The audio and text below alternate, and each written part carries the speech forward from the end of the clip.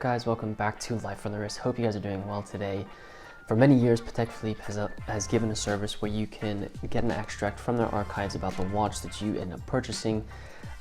There was no limits besides the fact that it had to be older than 5 years, and it was a relatively affordable service that they provided, but that has been changed over the last couple of weeks.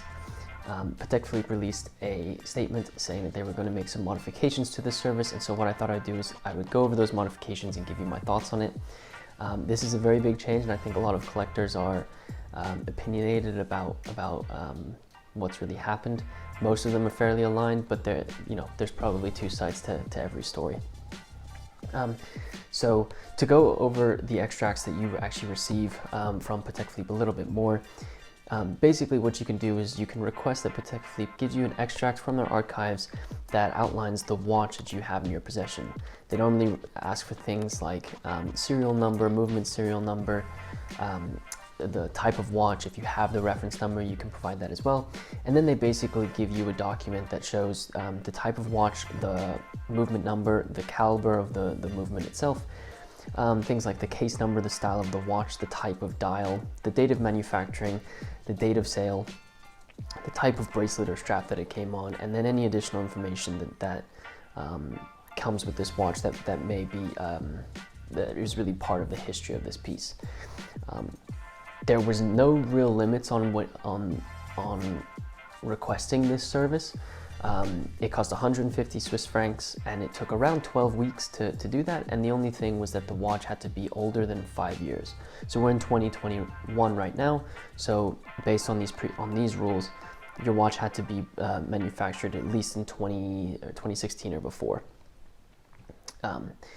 But Patek Philippe decided to change this, and basically they've announced that starting in late April, they're going to require that you can only order extracts from the archive for Patek Philippe pieces that were watches that were sold from 1989 and before.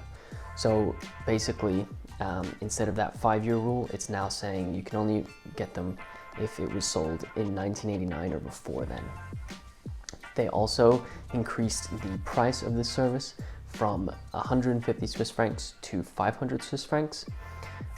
And what they did also say is that this service should only take about 10 weeks before, like I mentioned, it was going to take 12 weeks for them to do this. And so there is a little bit faster for that.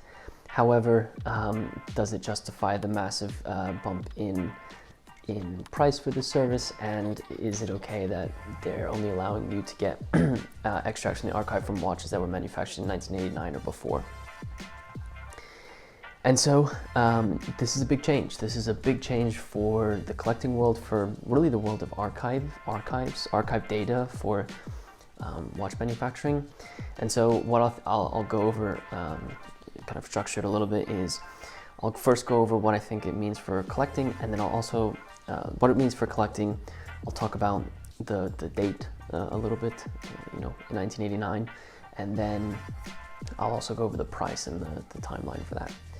So yeah, I mean, for collecting, especially when it comes to vintage watch collecting, this is a very big change that you have to make. Now, 1990s,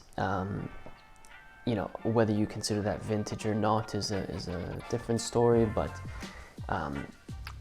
if you are someone who is into collecting, it's going to throw a wrench in really getting extracts from the archive from watches that perhaps were produced in the 1990s and forward. Another thing that I also kind of think about when I think of this is, increasing the price from 150 Swiss francs to 500. I don't want to say it makes it less attractive to get an extract from the archive, but you have to think about it a little bit. You have to say, is it worth me, spending 500 Swiss francs on an extract? And I think the only reason why collectors are doing that is because they want to make sure that they have history that's associated with that watch, and they're able to track it in a succinct and very easy way. I have an extract from archive. This is all the information on this watch. You can see the watch in front of you. They match. That's essentially what they're kind of looking to do.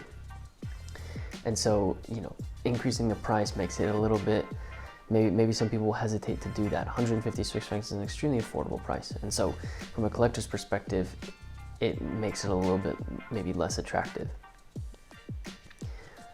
The date that they have is 1989, I thought was interesting. I'm going to be interested to see if that is going to change as the years go by. I know this is maybe a long-term thought here, but you know, they are okay with releasing extracts from the archive from watches from 1989. But I would be curious, you know, 20, 30 years from now, is that they going to be the same, or are they going to kind of move it every 10 years so that it at least keeps up with the change that does occur? I think that's probably something that they're going to want to do. You know, contemporary watches for Patek Philippe are eventually going to be considered vintage pieces, and so they're going to, you know, it's going to be important that they have the ability to give you extracts for those specific watches.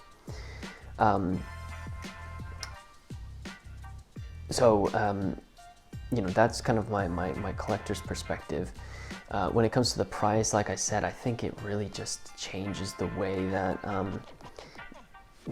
people are going to collect now. You're probably going to see that extracts from the archive are going to become less common with vintage pieces, because it is a decent expense that someone has to go to in order to get that. I think it will also, on the flip side of it, I think it will also make pieces that have extracts from the archives fairly attractive, because you know that someone has gone to the effort to do that, or it's a historical extract that they have. So I think there's obviously two sides of the coin there,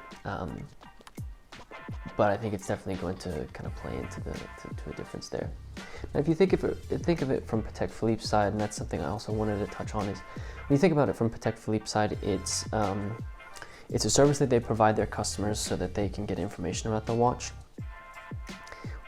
I think maybe one of the reasons why they did that is because what people are doing is ordering these extracts for watches that were, you know, produced very, very recently, in order to legitimize perhaps a resale that they're looking to do for a Patek Philippe watch.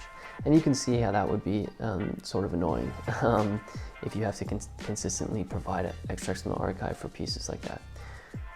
You have to also admit, Patek Philippe has an obligation to their customers to be able to provide them with that type of thing, in my opinion.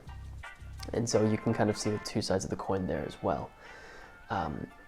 It is a capital expenditure, you know? People have to research the watches, get the extracts from the archives, document it, and perhaps 150 Swiss francs wasn't the best you know, price for that service. They were probably, maybe it wasn't as popular, and 150 Swiss francs really did cover the cost, but now that it's becoming more and more common, maybe it's a little bit more expensive to run that type of operation, and so they have to increase the price.